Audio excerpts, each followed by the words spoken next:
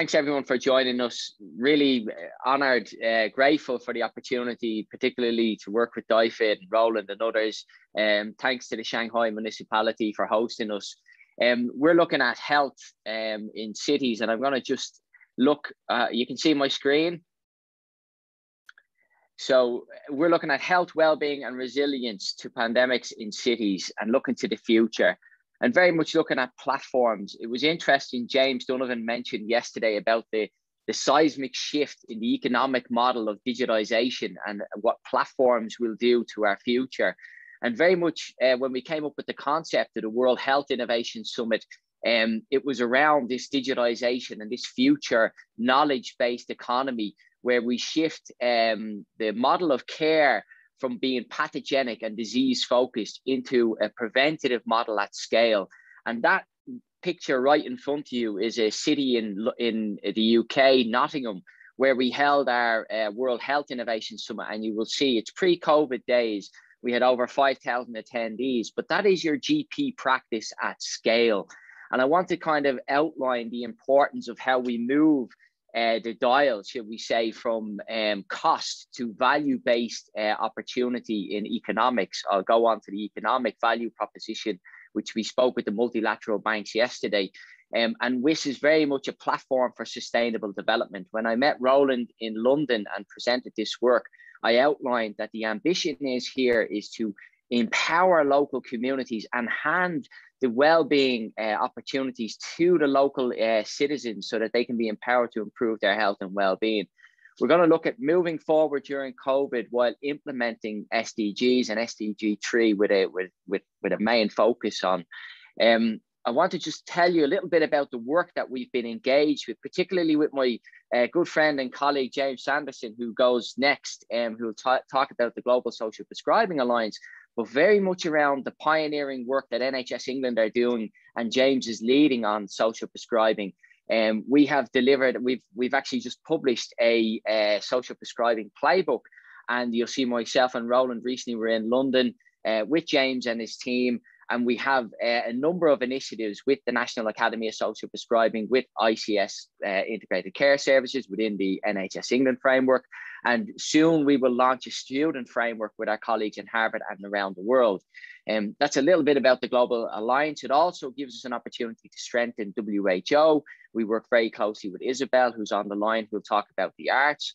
And if we look at what we've just come from, the Good Summit in Dublin, myself and Roland met with my colleagues in the RCSI around global surgery and how we can support surgery as well, and the current system to develop new ways of medical training, expertise, and looking at dementia care as well, and improving brain health, and how we shift the dial from, as I said, disease management to actually preventative medicine. I'm conscious of my time as well. And looking at prevention at scale and bringing in the arts. We also have at the moment a situation where we are very vulnerable in terms of staffing and recruitment in the health service. By 2030, we'll be 18 million short. Can the arts play a role? I purposely put the slide in with Beethoven's Ninth there because Roland gave us a precursor yesterday of the importance of the arts in our health and well-being. And Isabel will speak about the work she's currently in Mexico doing around arts for the SDGs. It's going to play a vital role in how we improve health and well-being in the future. We're all aware of the climate situation. My colleagues who will be joining us from Brasov in Romania as well, and myself and Roland, when we spoke at the One Health conference in Romania a few years ago, we were outlining the challenges of a One Health approach for health and well-being, but also the opportunities. And it's very clear, without clean water, there is no health. So the SDGs has a very important role in health and well-being, and looking at that wide ecosystem, because health impacts all manners of society. We've seen that with COVID. Without health, there's no wealth. Looking forward to how can we empower people, and how does digital empowerment play a role? How do we scale up? How can health literacy play a role? Manuela will go into further detail around health literacy and the huge opportunities we have with this platform in terms of scalability, being able to touch on over 7 billion people. How do we do that? Partnerships is key. Throughout the whole conference over the last few days, we've been talking about stakeholder engagement and partnerships and working together. Well, over the last few years with Roland's support and UNGSII Foundation, even when COVID hit, the Vatican Commission was established, and we worked with our partners, IPU, UN Habitat, UN Impact, Academic Impact, and the African Union to produce a report on COVID perceptions. We have an enormous opportunity using this platform to accelerate the SDGs and improve people's health and well-being. The next case is the business model, the value proposition, the evidence, shall we say. What is the evidence of moving from a pathogenic model to preventative model? Well, it's very clear, it's very evidential. We have been able to demonstrate in the UK, £1 invested 36 back in societal impact. You can also see our programs are around children's preventative health and well-being, mental health, for example. We want to ensure that we improve emotional well-being and resilience in young people. This is the future. We have to engage at that manner in that way and look to how we support our future generations. Finally, just coming on to how we actually finance this, we have a fund established with the support of the UNGSII Foundation. And how do we move forward during COVID-19 and implement the best solutions with our partners, WHO, FAO, for example. And we have an SCR 500, and you can see there the cumulative return is 53%. Yesterday, we heard from Vincenzo around how funding small and medium cities is a profitable business. It's not just profitable, but it makes a huge impact on our lives. And health can be that catalyst. SDG 3 and our work with the foundation and SDG cities can really accelerate that process. I'm going to hand over now to James Sanderson from NHS England, and he will outline how the UK is taking a leading role in social prescribing and how we can accelerate that process through the Global Social Prescribing Alliance. James, over to you, and I hope that set the scene. Thank you very much, Gareth, and hello to everybody. It's a great honour to be speaking at the conference today, and it's wonderful to see so many colleagues around the world tuning in on a Sunday. So Gareth set the scene of some of the challenges that we face, and I just wanted to outline some of the work that we're doing in the NHS in England, and also through the Global Social Prescribing Alliance that Gareth touched on, and my work at the National Academy for Social Prescribing.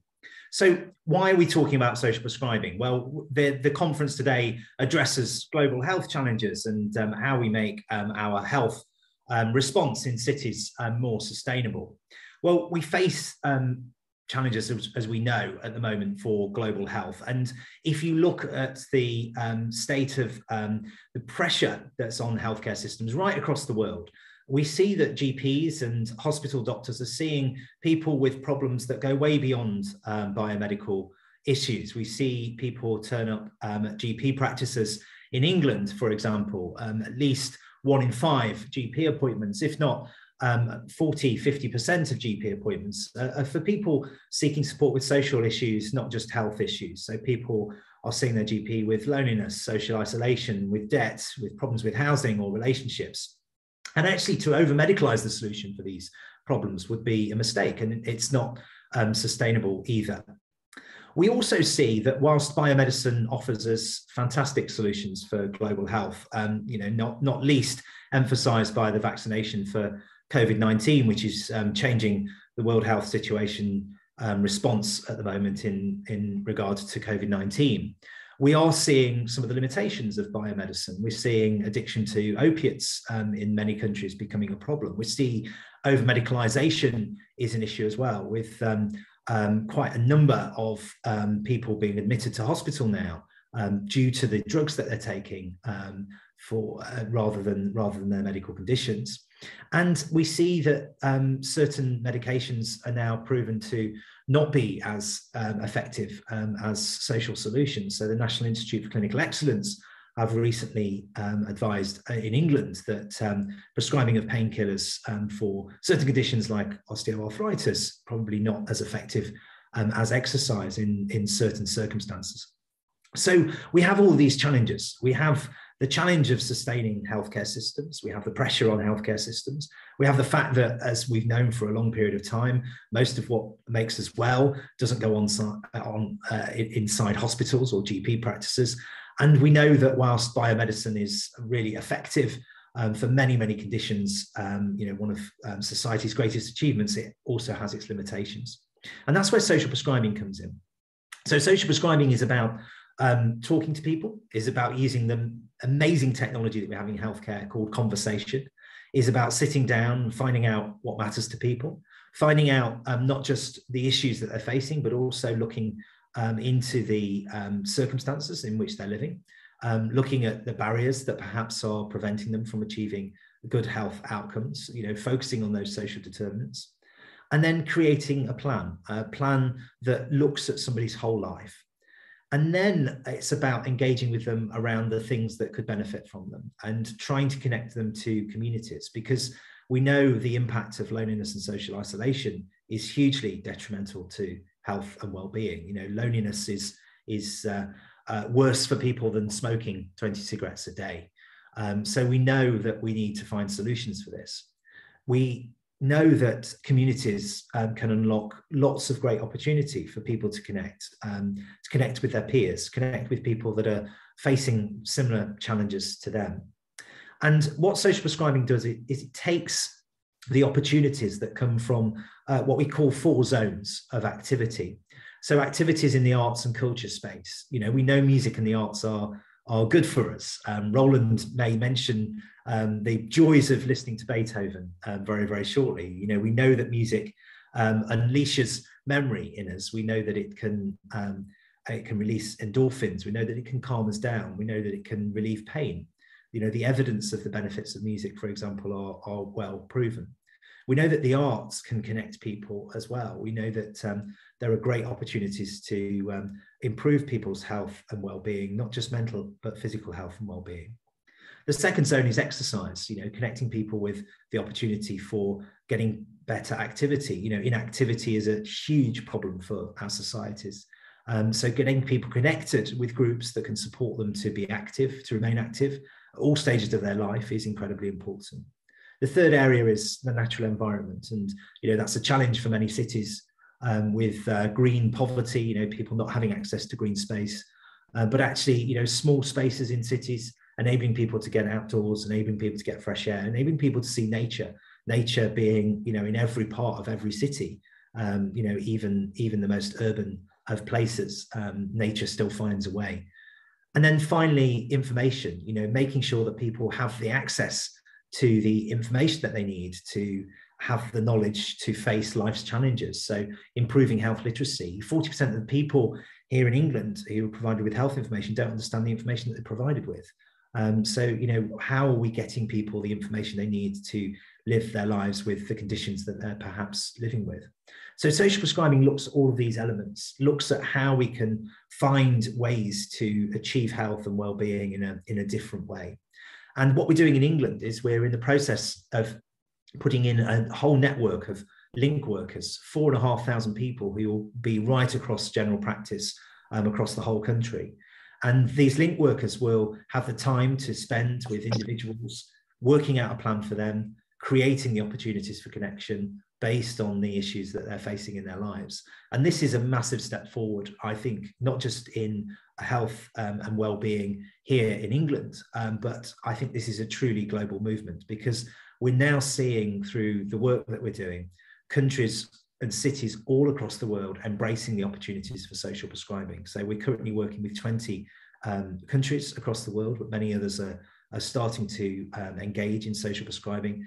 There's a great social movement happening where people, not just activists now trying to find alternatives, but right across health professions, seeing social prescribing as a way of combining it with the best of biomedicine. This isn't a challenge to medicine. We still need the drugs. This is about alongside trying to find social solutions. So in England, we formed alongside the work that we're doing in the NHS, we've formed the National Academy for Social Prescribing, which is increasing momentum for the movement by promoting opportunities, by creating partnerships, by improving the evidence base, by sharing best practice, and by helping support organizations that are providing a myriad of opportunities in the voluntary community, faith and social enterprise sector.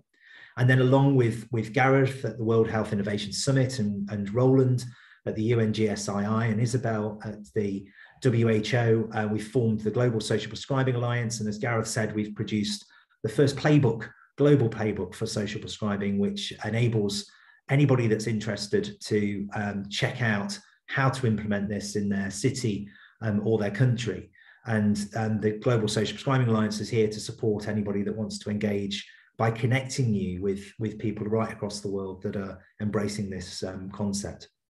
I think the thing for me about this that is the most compelling is that social prescribing is sustainable. It finds healthcare solutions that don't put a drain on our resources as many other approaches do.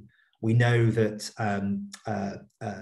pharmaceuticals, we know that medical interventions in hospitals, we know that they are costly. We know that they are issues that create challenges for the environment as well as we look towards COP26 over the next few days. We know that there are challenges in relation to the environment impact as well.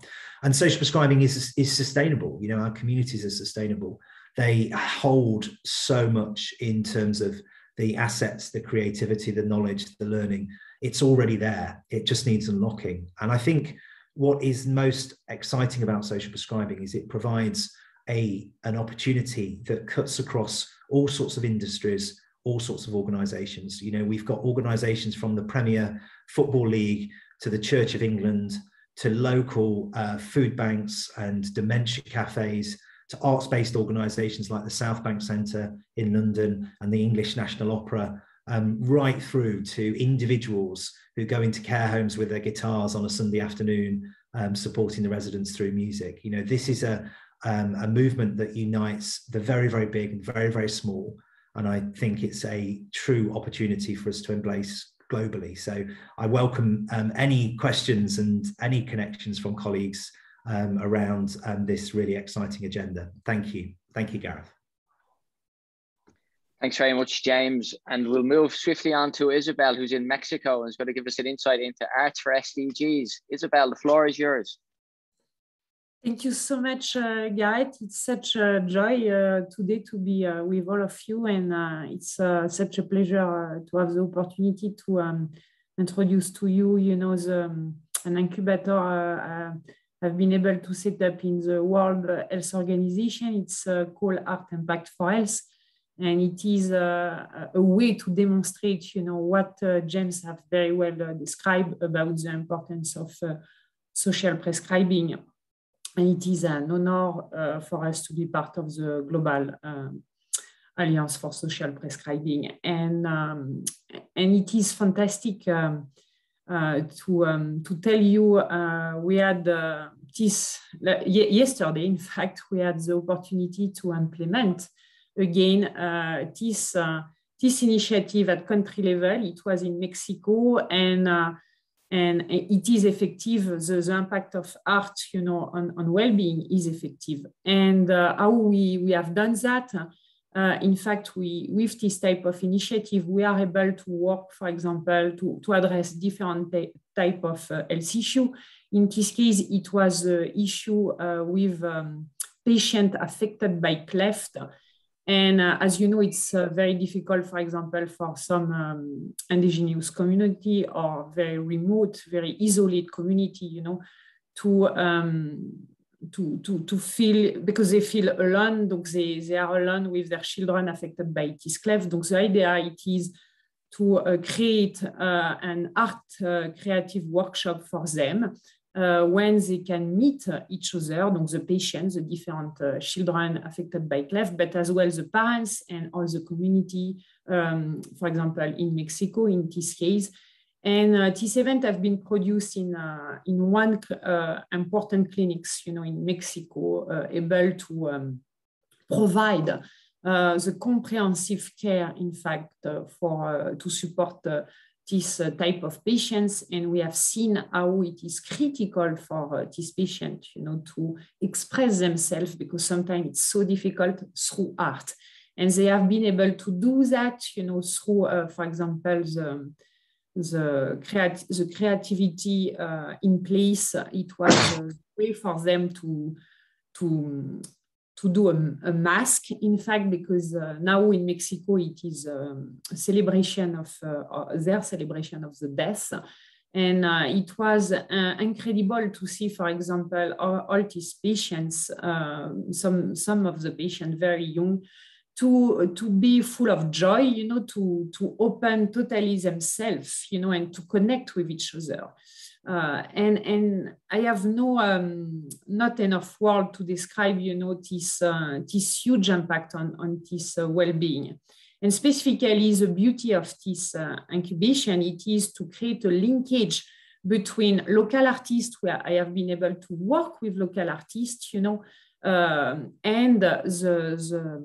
the patient cleft communities, but as well all the local partners, are able to support, the program, and it was a huge success. And it was in practice a way to see how we can introduce and value art and culture in this type of hospital environment. And I think that this type of approach need to be institutionalized, and it is a way for us to really contribute to health for all.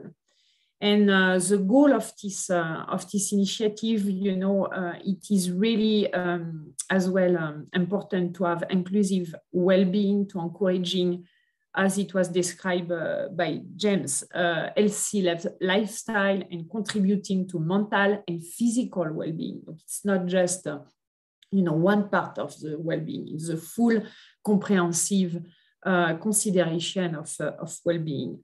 And the beauty of this initiative as well, it is to see the impact at individual level, but as well for their family, their community, and their country, in fact, through the support of this creative design movement worldwide.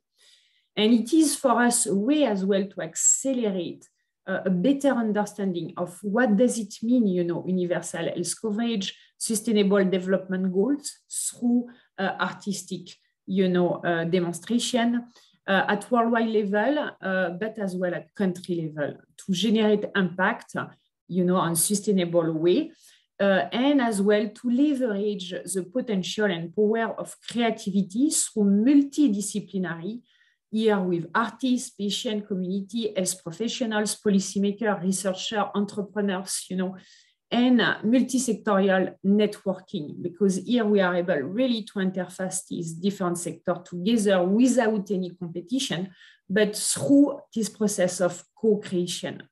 It's totally an innovative way to complement or translate, in fact, scientific guideline, data, and or any quantitative data through art expression workshop, like I have described to you, for example, in Mexico. And it is an effective way, to engage in sustainable levels the different beneficiaries, but as well the different partners. That improve understanding of fact and drawing this incredible human connection. And we want to really rehumanize, in fact, the hospital setting, and not deshumanize. And we can see, how you can change life when you are able to really create authentic communication, among the different, people.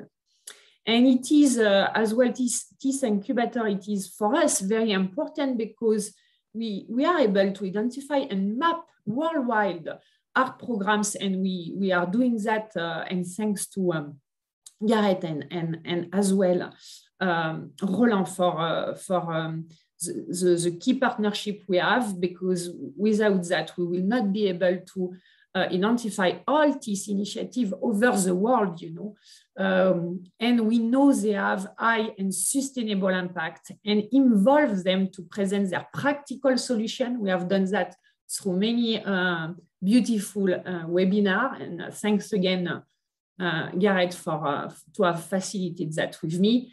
And I think it was a way as well to interconnect very well, what it is done at country level and how we can value, in fact, the voice of all these people, through, for example, international art exhibit and dialogue, what we have done, in fact, with some important international exhibit in UN Palais. And we with this type of movement, in fact, we are able to communicate better, but we are able as well to provide better well-being for people. Donc it's two aspects, of this approach are very important. And for us, in terms of challenge to scaling, to scaling up this initiative, we wish we will continue to collect, innovative research method, for example, through like we have done now in Mexico with a survey before the intervention and after the intervention, with some psychological, professionals. It is to see, what are the testimonies of the patients, their families, their community, but as well the health professionals or the people, are the civil society, locally help, in fact, this program, and as well to have an interview with the local authorities, because it's very important to involve as well local policymakers. And like that, we are able to demonstrate the impact of humanization of care through culture and health program. It is as well to demonstrate that artistic activities engage in practice people and artists who have a social role. And that changes everything, because the people, including the young generation, can be part of the solution and not exclude of that. And they can understand why it is so important to maintain a high level of well-being and health. It is a way as well to maintain inspirational environment, to lead to more serenity and hope for the patients, their family, and as well the health professional in the same time. Donc it's win-win situation for everybody. And 30 for us, seconds as well. Yeah. I will finish on that. It's just what we have seen again in Mexico. We have done that in Peru, in Colombia, for example, in Morocco. Again, we have seen how art is important to humanize the health system. It's not just a nice add-on, but in complementing and enhancing the effectiveness of conventional medicine, and arts engagement. 非常的重要。我们呢也要让那些医疗卫生工 I will say a way to have better prevention and promotion as well healthcare system. Thank you so much. Thanks a million, Isabel. And we'll move on to Jiwoo, who's going to give us an insight from China's perspective, but also from a digital perspective and the opportunities that we have. Jiwoo, very welcome, and the floor is yours. Thank you. Hey, everyone. This is Jiwoo. I'm from China, and I'm running a company in China. Actually, I have been a long time in healthcare industry. So I want to can I share my screen? Please do. Okay. I want to introduce a little bit of our thoughts about how to improve the health outcome and equality. This is the big issues today in the cities, including the developed country and the developing country. Health issues is always a very important topic. For example, we look at the data, this is currently very typical United States. They invest about $10,000 per capita, but look at the average life expectancy at birth, only 78.6. It's not high enough, So this is one problem today, and most of the reason is we overuse some very heavy medical service. We underuse some very necessary prevention, good behavior, wellness, these kind of things. So how can we improve that? We are very lucky, technology always gives us tools to how to improve, especially digital technology, telemedicine, all this kind of thing. help us. In the same time, looking at the health inequality, this is the data from Africa. Look at the average life expectancy at birth from Africa is only the lowest one is of Central African Republic is 52, and the death infant mortality per 1,000 live births look at it's 85 from Central African Republic.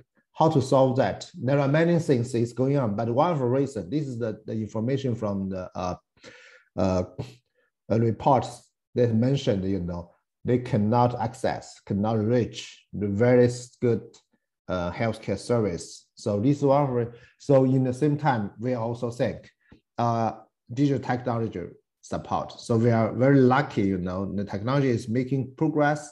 Of course, what we should do, we should leverage all the progress to enable the healthcare. I can give you some from the health outcome, you know, if we can, you know, most important thing to keep health is the good behavior. Behavior is a kind of process. Digital technology is the best tools to keep the health behavior, you know, to manage the process. I'll give you an example here.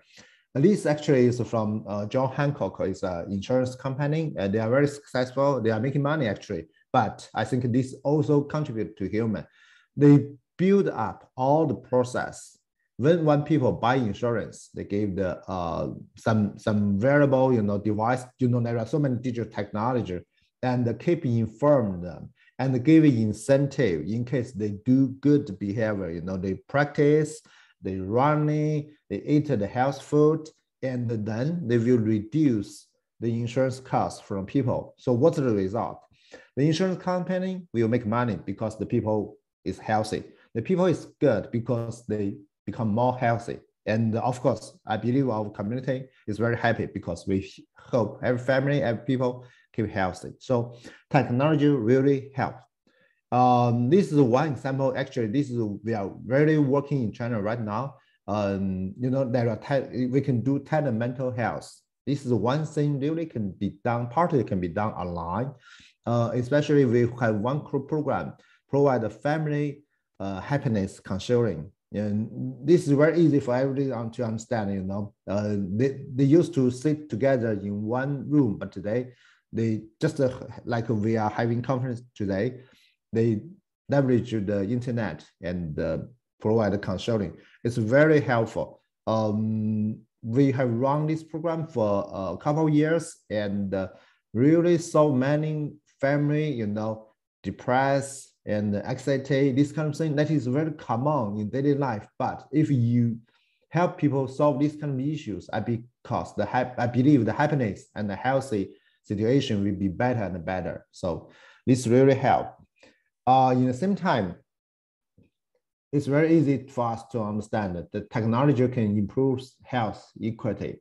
You know, for the remote site, we can provide some telemedicine service. We do have two examples here. One example that was 2007. I have my team. We set up one telemedicine. That time, you know, the internet is not so developed. But anyway, we can work. We use the very slow speed. We use the compression technology. Anyway, we provide a teleradiology service to a remote site in China from Shanghai to Las Vegas, China. That is very far away as, you know, flight and car and some local, you know, transportation. It take couple of days for our engineer to the site, to the village. You can look at the village in the right side. And the good thing is that it really works. Let me look at the data. Yeah, very good example.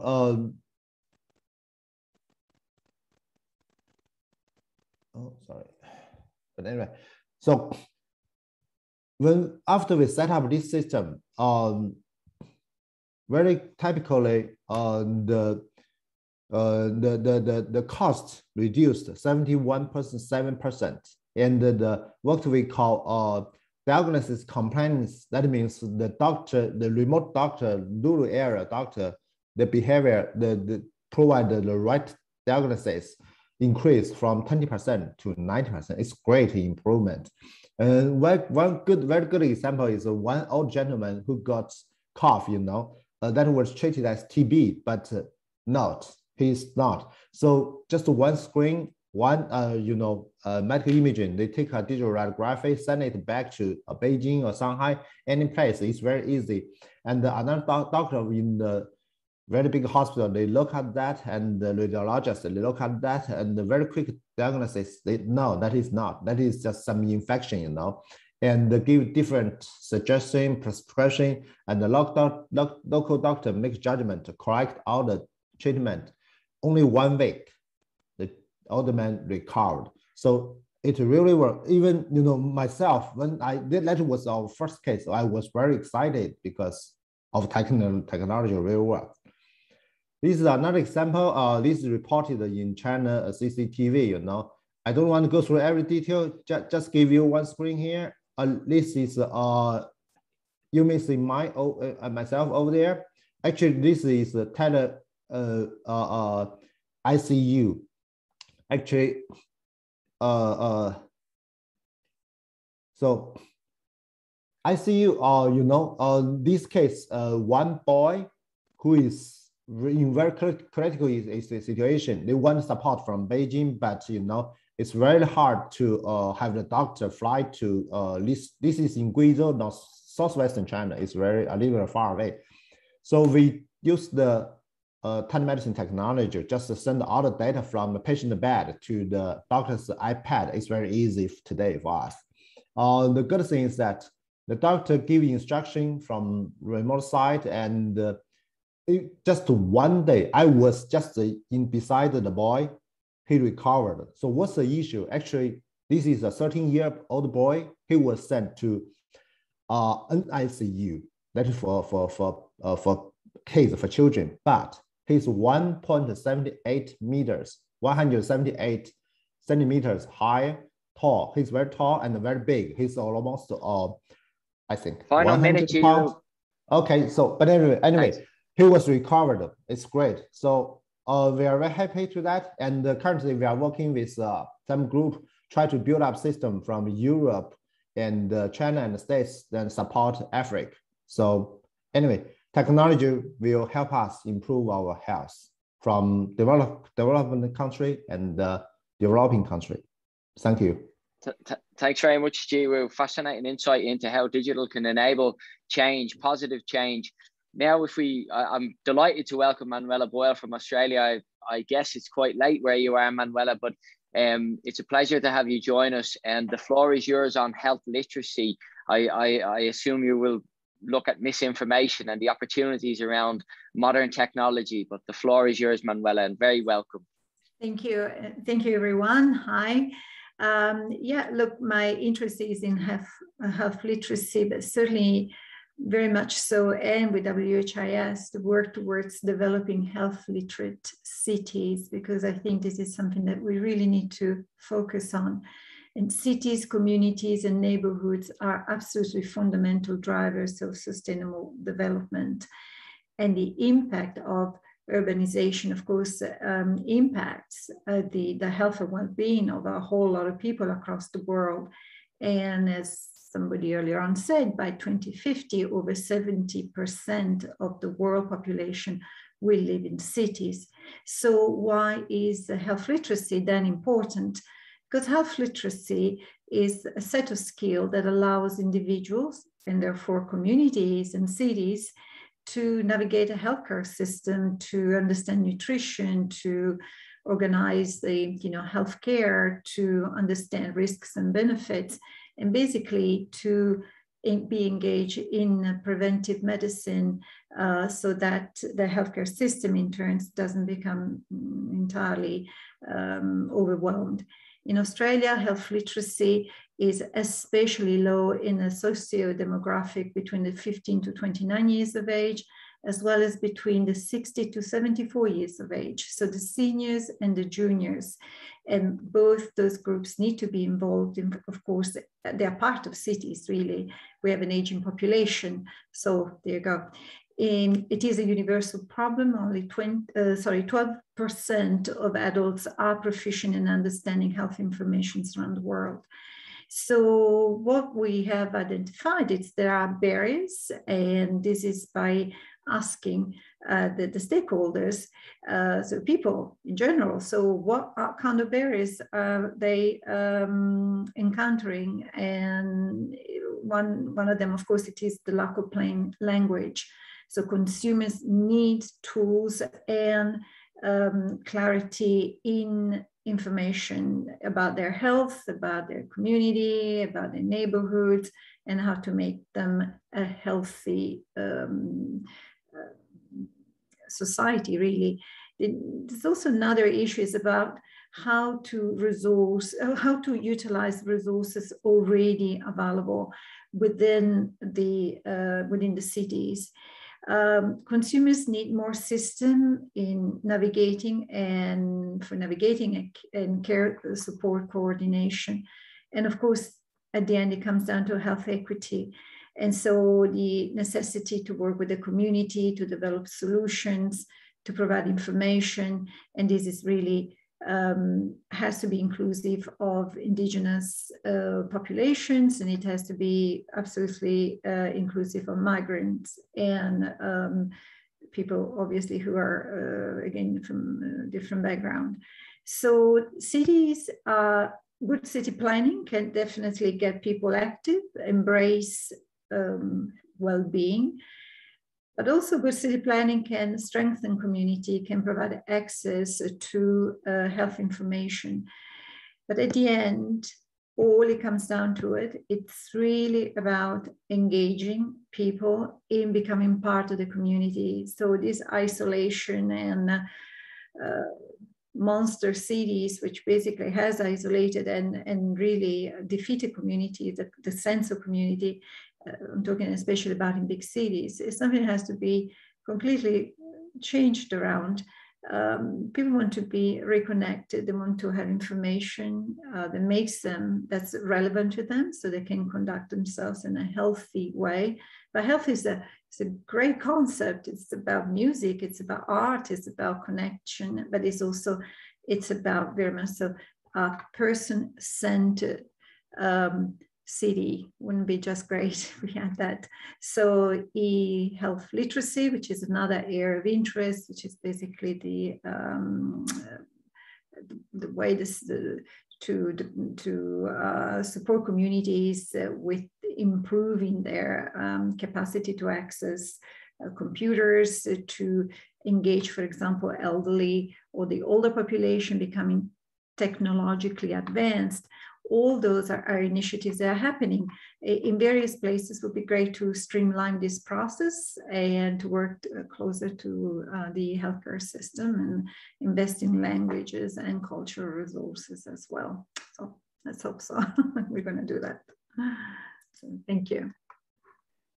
Fantastic, Manuela, spot on and on time as well. Thank you very much for such a comprehensive overview of how health literacy can support and empower local people.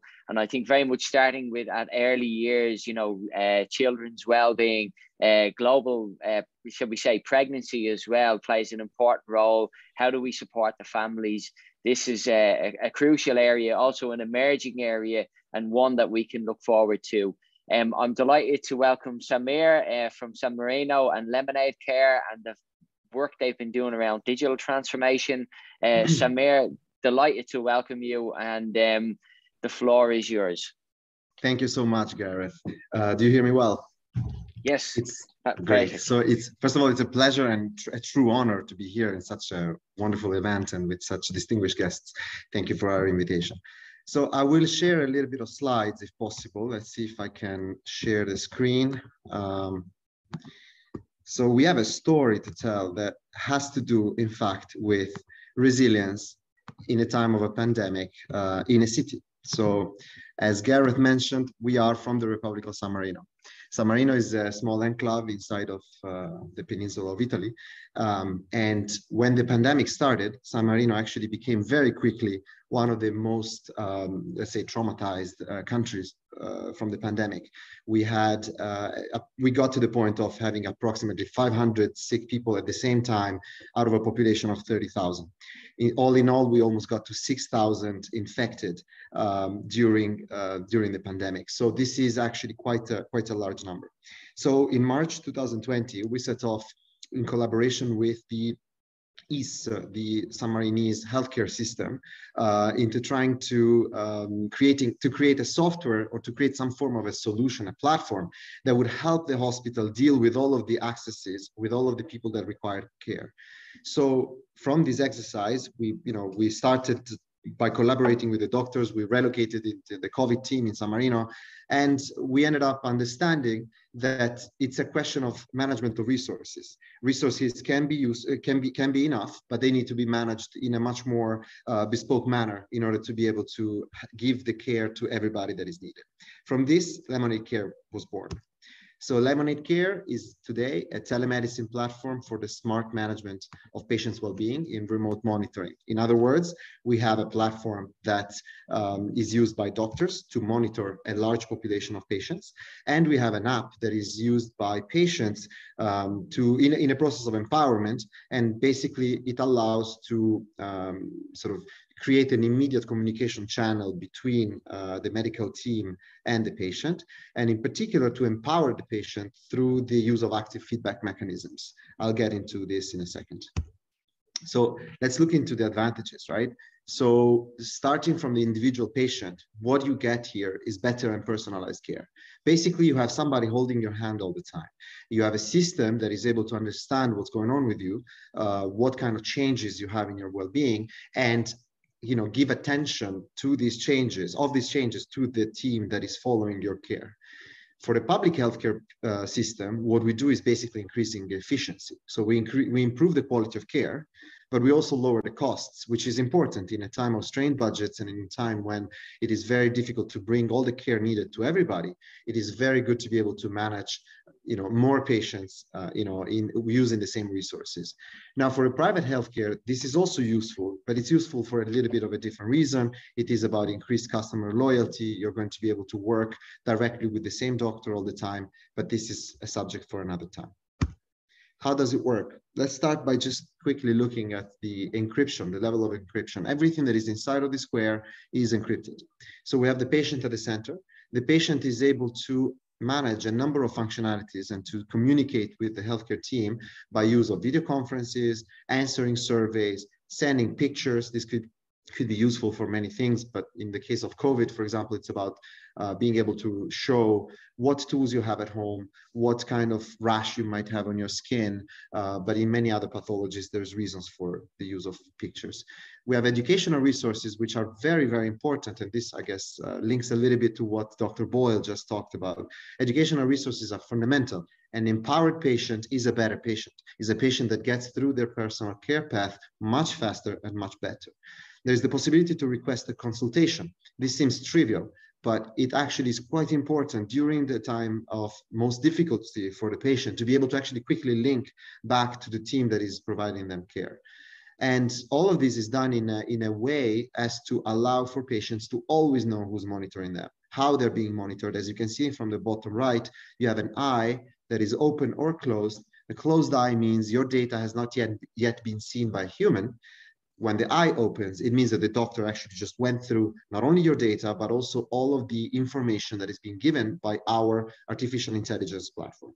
So we then move to the Laminate Dashboard. The dashboard is basically the command and control room where the doctor is able to quickly see both the population and changes to the population status, as well as the single individual patient. This is then kind of placed into a triage mechanism, as you can see, signals. So you're getting a red code, an orange code, yellow code, or a green code with respect to each patient. This helps to address the immediate care to those who need it immediately. We had issues in San Marino where we had 500 people at home 4 of whom actually needed immediate attention, but there was only 1 doctor that had to call everybody. And it would be difficult in any potential situation where a lot of care is needed for a lot of people. This type of tool may actually change the way that this care is provided. And lastly, the healthcare personnel then is able to get back to the patient in real time, communicating, asking for more surveys, asking for more information, or just giving a word of comfort. Sometimes just being able to speak for a few minutes with a doctor may change the way that a patient feels about their care path. So, I'm going to try to sort of go through these slides very quickly. The point of this slide is to show that this is a very modular solution. So depending on what a particular system requires, we are able to add or remove modules. In general, currently we were active with COVID modules. There are 3 of them. I'll talk about them in a second. Gastroenterology, day surgery, and Laminate Baby, which is a pre and postpartum module for the management of pregnancy. And I'm very happy to communicate that actually we are discussing with Mr. Givu, that just so kindly presented a few minutes ago, about an international collaboration on this module. We are also working on bariatric modules for bariatric patients, on some modules for oncology, for sports medicine, and for rehabilitation. Rehabilitation is key.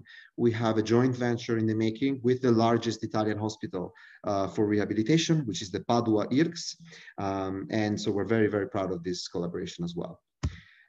Just really quickly, in terms of the modules, let's talk about COVID, since it's the most important one at this stage. So this module has actually been built together with the National Health System of the Republic of San Marino.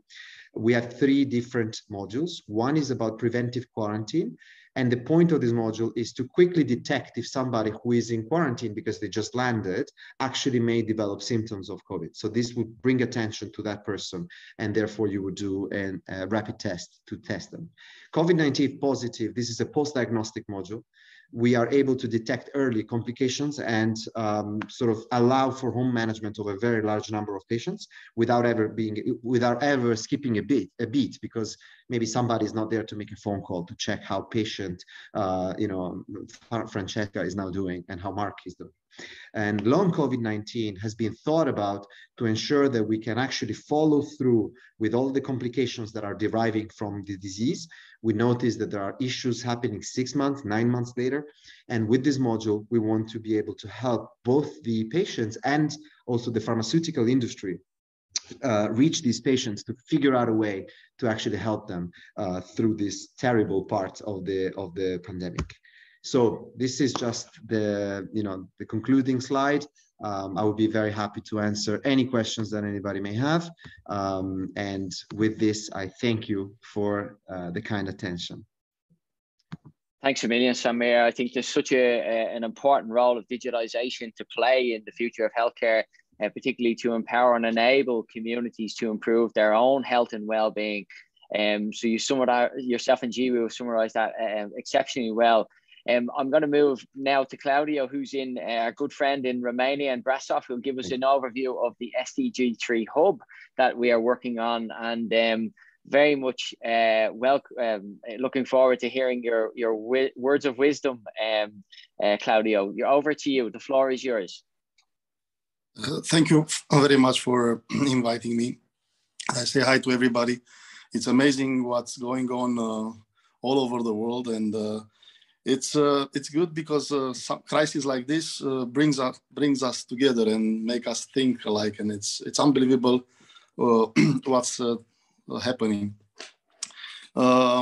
It was pretty hard for me to get in, and I think this is important. When something goes wrong, it means that it is important. So we are coming from a business development or a business background. And a few years ago, like 3 years ago, we started to look at this alternative medicine. So we were into the business, investing, trying to find some investment in some patents, which are more practical, down to the ground. We're looking for natural products and also affordable products. But because we are businessmen, it has to be somewhere profitable too. So this is what how we started. And then when COVID struck, we had the opportunity to meet Roland and Gareth and all these guys. And the idea that we had is more in the preventive medicine. We find out how hard, and we were technically caught off guard with this COVID. So people are becoming more aware of natural things, and how beneficial is to go back and see how we recover from illnesses, you know, looking for natural remedies. So to be very concise, this is the idea, to be investing in the preventive medicine. We also see a very high appetite of investors that want to invest in this idea. People are coming more scared about what are in these vaccines and all the medicine and all the chemicals. So we want to come along and come up with natural products that can boost our immune system. And of course, this is what we're looking for. So the Health Hub Brașov is meant to be a joint venture, or let's say like a cluster of ideas, of patents that are natural, that are affordable, because this is being in the Eastern Europe, we see that most of the money of the investors are going in the Western part of Europe. And not only that, we want to be a model. So what happens in the Health Hub in Brașov, we try to bring ideas of different people, different doctors all over the world, and to be a role model for other cities, to partner with other cities, because the pathologies are not the same all over. We can make custom products for different parts of the world. We can give away the technology, the know-how in other parts of the world, as somebody mentioned earlier about Africa, but also collaborate with different businesses or different organizations to make this more aware, make people more aware of how important it is to go back and to try to be natural as much as possible. So there are around 6 or 8 patents already in this line, and we can talk more about that or in a question session. But we are glad that we saw this appetite of investors coming. There are more ideas now than money coming in, but by make this awareness even for the business sector, we can work with, as somebody said earlier, with the legislators in the urban cities, and ideas like Lemonade come together greatly. You know, it's not just products, but services that we can offer to people, and working with hospitals, working with organizations, we can make this spread very quickly. So technically, this is our idea, you know, to be opening partnerships and giving away the ideas that we have. We already started producing on a small scale different products for surviving, products for Africa, or for the immune system. So we can talk about this. If anyone of you has questions, then we can go more. I would like to hear more ideas too, and maybe then we can go into more details. Thanks very much, Claudio. It's a fantastic overview. Just to say, you know, all these things are FDA approved, and EMA, you know, they go through all the channels we're looking at. It's very important to stress that this is all evidence-based. Any of these products will go through all the rigorous testing and that, and it's important that we tackle this head on, that we're completely transparent. I think this is one of the things that we're crying out for in our manufacturing business, shall we say, on the pharmaceutical side. And it's an area of high growth, particularly in emerging nations where the demand and need is huge. If you look at the African continent, for example, you know, we need to ensure that if you look at the vaccine situation, you know, you can clearly see we need to have plants in Africa, same in South America. We have to move quickly and move fast. And it's important that we share that knowledge. It's very interesting. I've been speaking to some of my colleagues in this space, former EMA quality assurance officers, and they're I think the pharmaceutical companies are realizing that open source and actually working in an open and transparent way actually drives innovation and also creates market opportunities. And we've seen that being led very much through COVID pandemic time, but we need more and we need to do a lot more. On that basis, Roland, it would be great to have your overview from the SDG Cities program. You've heard from our experts here today. Could you give us an insight into the next steps, the financing side of things? We touched on it with the SDG Hub and the SCR 500. I give the floor to yourself from a health and wellbeing. And also, if people have questions, please do put them in the chat and we'll do a final roundup with all our panelists before we close. Thank you, Gareth, for asking this question. I think Claudio was already very clear that it is less a question on whether there's enough funding available. The question is more, are we providing our projects? Are we providing the solutions in line with what is needed to turn an idea into a bankable project to receive the existing funding?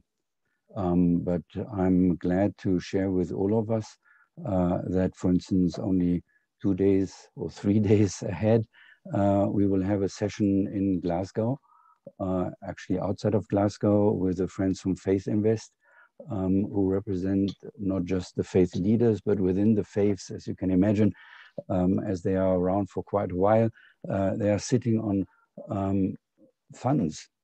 And over the last 20 years, under the leadership of Martin Palmer and others, we were able to convince the treasurers who have to invest the funds of the Catholics, of the Mennonites, of the different Islamic faith groups in line with the SDGs.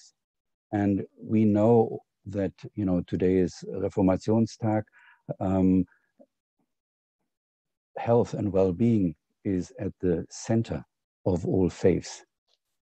But what they are lacking are concrete projects, just as Claudio has described, and that's the reason why we said, how about setting up an SDG 3 health fund in Brașov, where we have all this expertise for quite a while already assembled, but doing it in a way that the other cities, like in Mendoza, in Kinshasa, in Noida, but as well in San Marino, that they can participate. So we start little satellites while having everything initiated in Brașov. But the friends in Brașov are aware that when they get started, that they have to share with these initial 4 cities and the experts in these 4 cities, but this needs to spread all around the world. And that is basically the principle. We don't need another network. That is what we will discuss in an hour in the closing session. What we need is a better understanding how we can help each other in a more family or friends helping friends driven way, that we are overcoming these obstacles and hurdles which are often set by those who are in charge of making these decisions, and in too many cases still feel comfortable that as long as you don't tick all their 765 boxes, they feel good by not moving on, instead of realizing if they don't move on with getting the best of the best around the world cooperating, that this will, in the end, will bring pain to them as well, not only to those to whom they are not helping. Thanks, Roland. I also have a question for you, because it comes up time and time again when we meet the cities, and it came up recently. I had a meeting with a local authority here as chief executive last week about the financing of the SDGs, and they all want to get started. They're very keen to get involved, but they're really lacking the capital and shall we say the initial feasibility money. Very interesting to see yesterday with the SDG Cities program, the feasibility fund that's being set up through the SDG Cities platform. But are they in need of a bit of education and guidance? Because when I spoke to them, I mentioned the SCR 500 to 53% cumulative return, and something that I think really touched his, the chief executive's radar was when I mentioned about the pension funds for the local authority, for example, because he told me they manage over £500 million, and I mentioned, where is your pension fund? Give it, 1% of that pension fund. Can you just tell us what impact would that make if we manage to shift the mindset within public agencies, local authorities, because there's huge capital there. Yes, but I think the problems are twofold. I was last year alone 5 times in Klagenfurt, and you would think everything is very easy, because what do they want? They need to exchange their diesel bus fleet into zero-emission bus fleets. And then they have the impression that's all what is needed in order to be able to file this very concrete project of I think it's around 90 buses on the city investment facility. But that's just the beginning. You need to have all the additional information. Do they want to move to biofuel? Do they want to move to hybrid, to water-driven solutions, or is it electricity? Those parts of the fund request, are they all able to have a repayment within 10 years in the range of, let's say, 2.5% to 4%? Can they do less? Can they do more? At the end of the day, it's very precise what these questions are in order to be able to file your project. But yes, you are right. We need to do more mentoring, not only in the context of the European cities, but as well in Africa and Asia and Latin America. But at the same time, there are then other hurdles, like for instance, in our most favorite city, Mendoza, where we didn't manage to move on because all of a sudden the whole country is red flagged because of the crisis of the currency and corruption. And we need to find bridges illustrating that within the frame of Mendoza, we should all work on making an exception possible. That's on the side of the cities. On the side of the investors, I think, yes, the overall number presented either by EY or by any other of the experts is very clear and a strong signal. The funding is there. The question is more, are those who are sitting on the money, are they really willing to move a step forward to those who have the solutions, like the SDG 3 fund in Brașov? Are they really interested in the solution and thinking of creative solutions, or are they hiding behind by saying, oh, Brașov, isn't this Romania? Aren't everybody in Romania corrupt? We need to be careful. We can't work with these people. And when I get these type of answers, I'm surprised, because as you know, we do the SCR 500, which is the overview of the largest corporations, top 500 in the world. And having worked with Peter Eigen from Transparency International for more than 20 years, I can share with you that corruption is obviously a disease which is not limited to one country or to one region. I think Germany was just hammered by being among the top 1 on money laundering and not doing really enough to overcome this. The question is more, are we interested in not only seeing problems, but fixing them and giving a helping hand in order to overcome this? And that is more what I like about the partnership with UN Habitat, and the reason why 25+5 and the UN Habitat SDG cities is working hand in hand, because it is, as I said, it's friends helping friends. And if version A might not work because there are still some obstacles, we don't stop until version 2 or 3, or if it takes 15 versions, we simply make it work. We don't stop. Yeah, no, I totally agree with you. And I think there's a big onus on the financial sector as well to come halfway and meet us. Because, we make the effort to reach out to have that hand in friendship. But yesterday was just so enlightening when we heard from the financial sector, particularly in Brazil and in China from the new development bank. It was fantastic to see the work that they're engaged in, and very much look forward to those conversations. I'll go back to James. James, you've heard quite a lot, and I'm going to try and summarize this session, and we've got a few minutes left. I'll try and go to everyone and get some final thoughts. James, social prescribing, value for money, data capture, you've heard a lot. Can you share what the next steps from your perspective and what you think we can do to accelerate the SDGs in cities? So I think that, as I mentioned earlier, social prescribing really has the opportunity to create a global movement. There are people right across the world now that are engaging in different ways of delivering health and wellbeing solutions. And I think if we can start connecting them up, if we can create this global community to share practice, and as Roland said, you know, that friendship and that ability to get people working together across boundaries, I think we can sustain really effective global health solutions.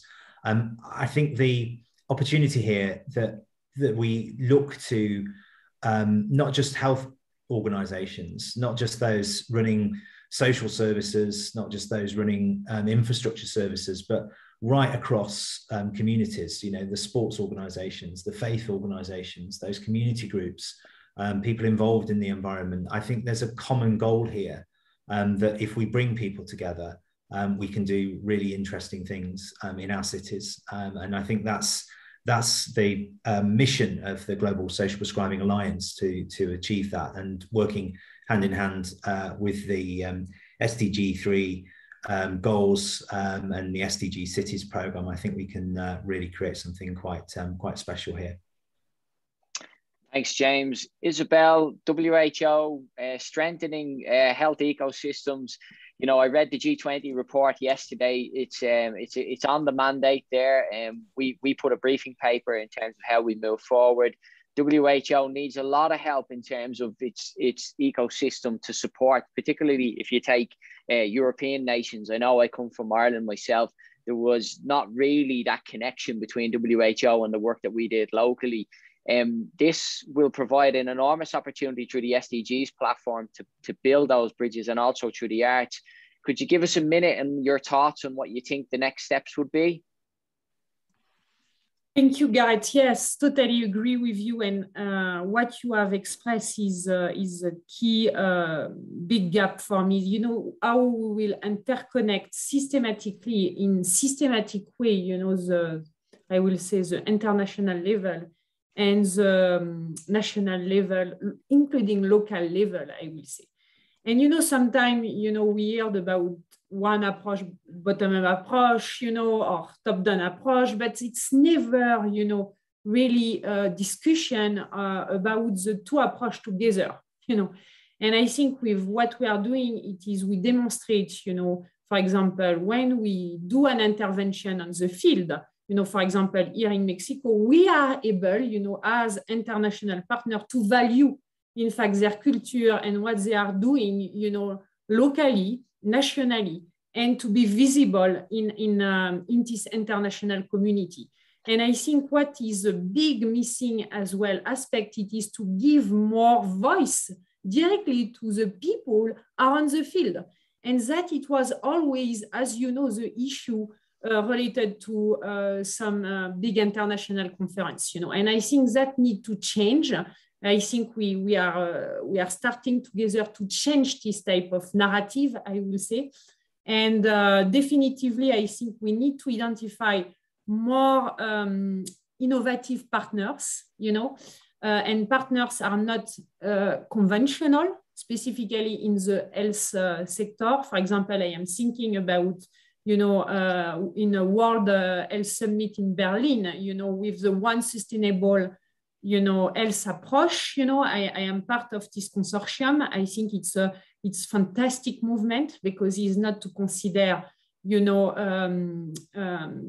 our human health, but as well, you know, the importance of animal health and the environment in the same time. But I have been able recently to interact as well with colleagues in Geneva from planetary health. You know, it was a movement of on the ends, you know. Okay, I think, you know, some movement are already in favor to have better integration again between different discipline and sector can come on board to enlarge, in fact, this movement. Thank you so much. Absolutely. Thanks, Isabel. Can I go to Jiwoo?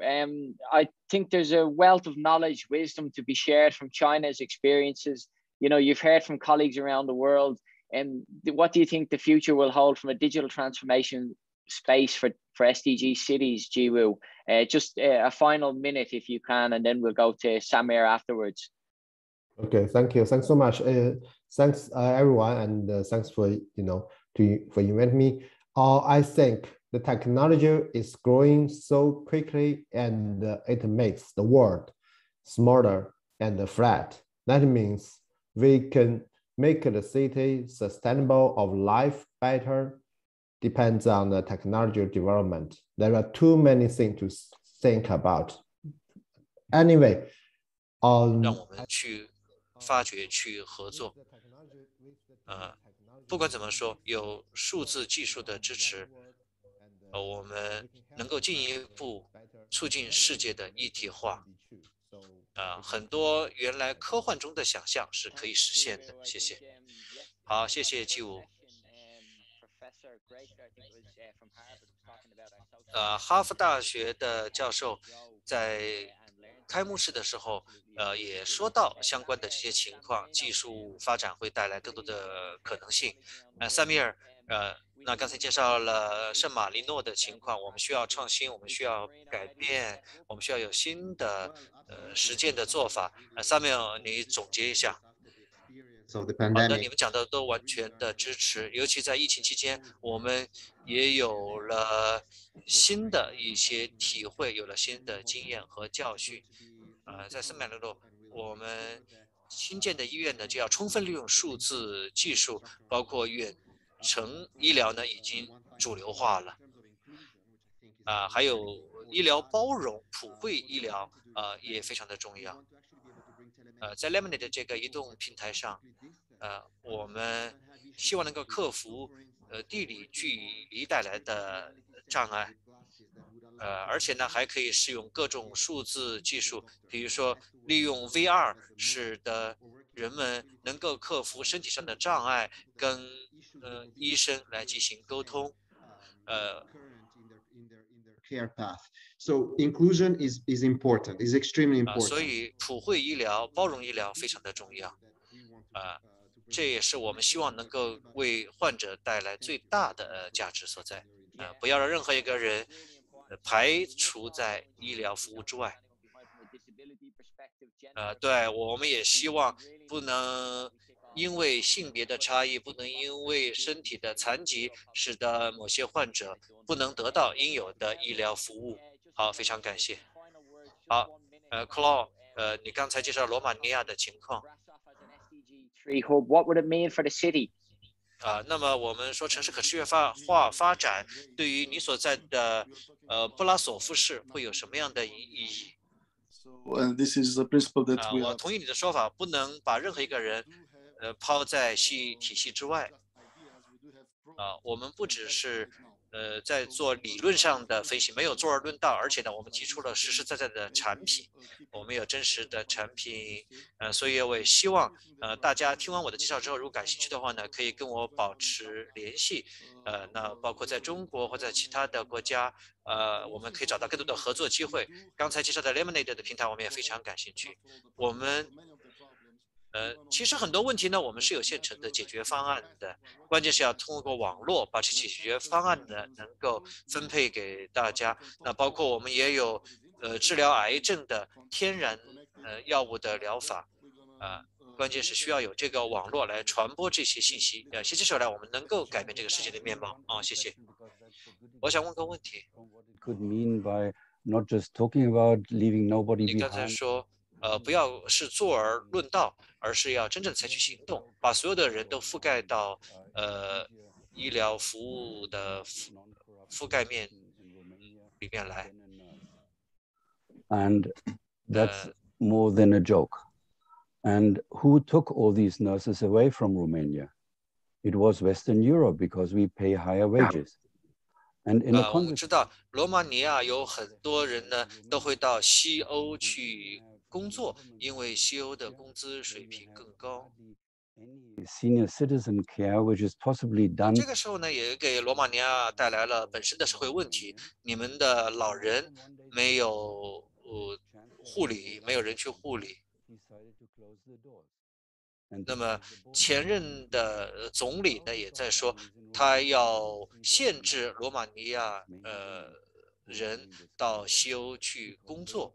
这个呢，结果呢又影响到了当地很多人家庭的生计。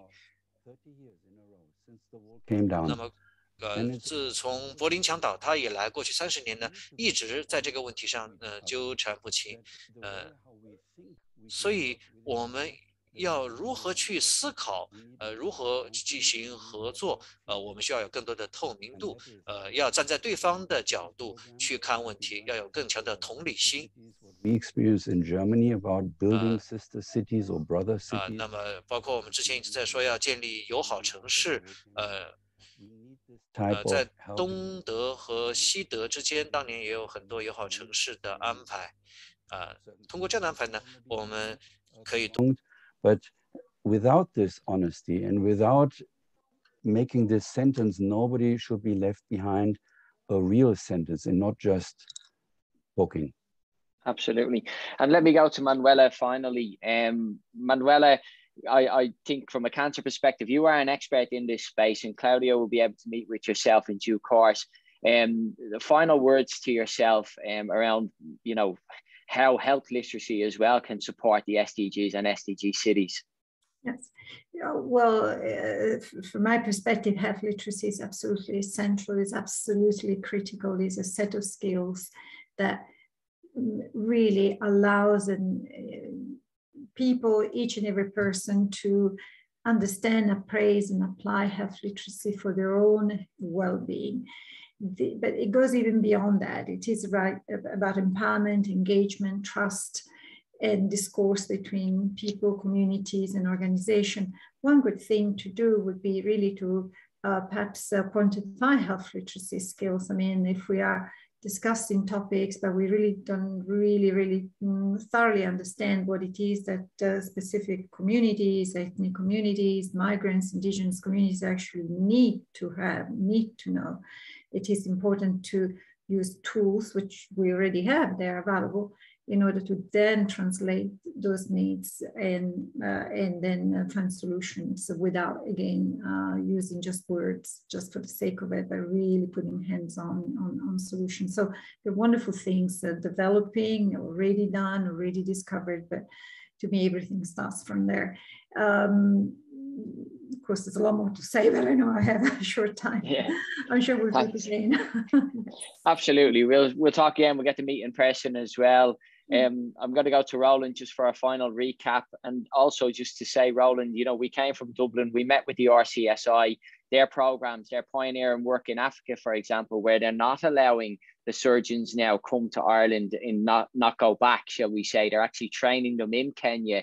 That, of course, brings great hope, doesn't it, in terms of, the knowledge transfer, not the brain drain that we just spoke about, but that we actually incorporate those new ways of learning to ensure the SDGs are delivered locally. Oh, absolutely. As you know, I'm a big fan of the solutions developed by the so-called smaller countries. Look at what Finland has been doing within the own country, but now sharing with others what Irish Aid did.